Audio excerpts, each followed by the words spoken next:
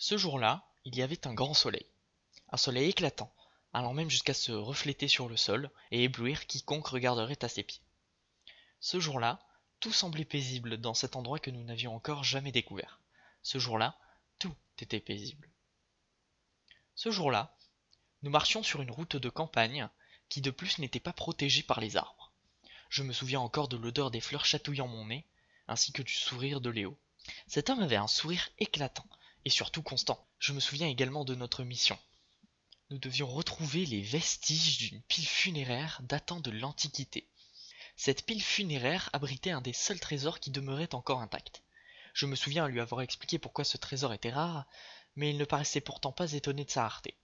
Peut-être que la consonance du mot trésor jouait son rôle à lui seul. Cette route de campagne était entourée d'immenses champs de tournesol qui renforçaient l'effet d'éblouissement que le goudron, aidé par l'astre volcanique trônant au centre de ce système, provoquait à lui seul.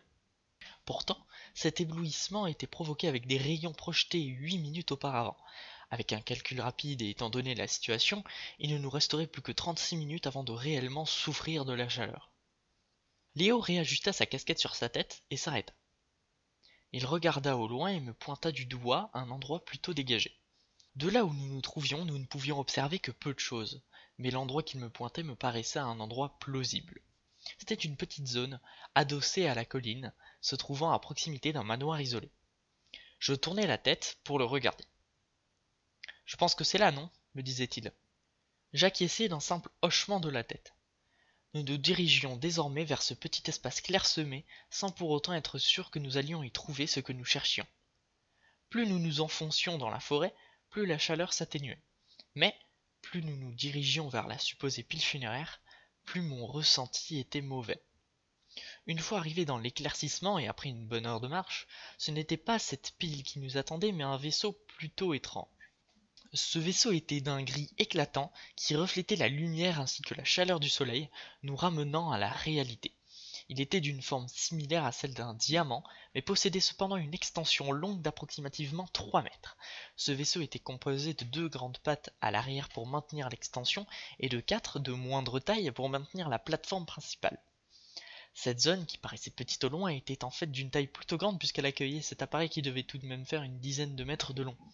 De plus, celle-ci comportait de multiples antennes qui devaient être au nombre de 5 environ. Une rampe d'accès se trouvait posée au sol au niveau de l'extension.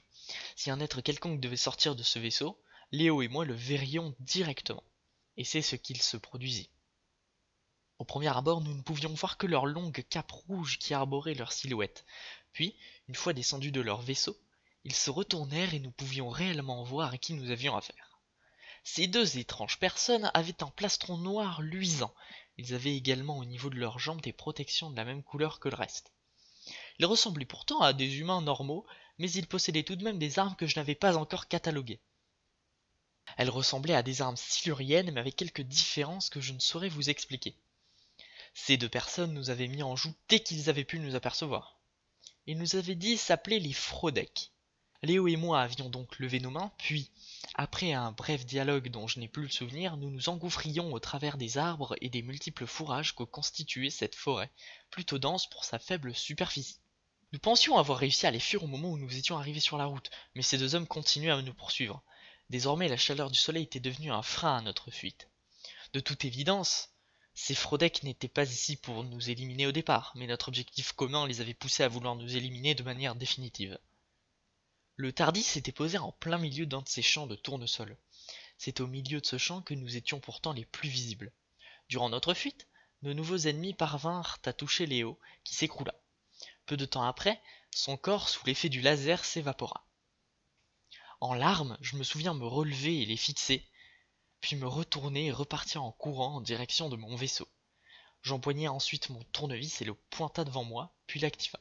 La porte s'ouvra et au moment d'entrer, je sentis une douleur traverser mon corps.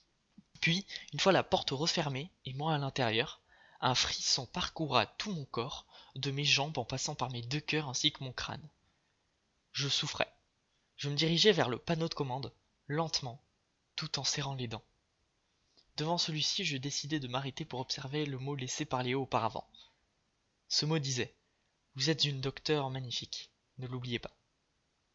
Une rage et une tristesse qui n'avaient pas osé s'extérioriser sur le moment s'échappa, et, mêlée à la douleur et à mon sang, des larmes glissèrent sur mes joues. Après quelques manipulations qui me parurent des exploits, le Tardis décolla enfin. Je m'écroula sur le sol, attendant que mon heure vienne. Je ressentais des millions d'explosions partout dans mon corps, dans mon être et dans ma conscience, qui s'effaçaient peu à peu. Une mare de ce liquide rouge entachait la propreté de ma propriété. Dans ces moments-là, quel que soit mon âge, j'ai toujours eu peur de ce qui allait advenir de moi.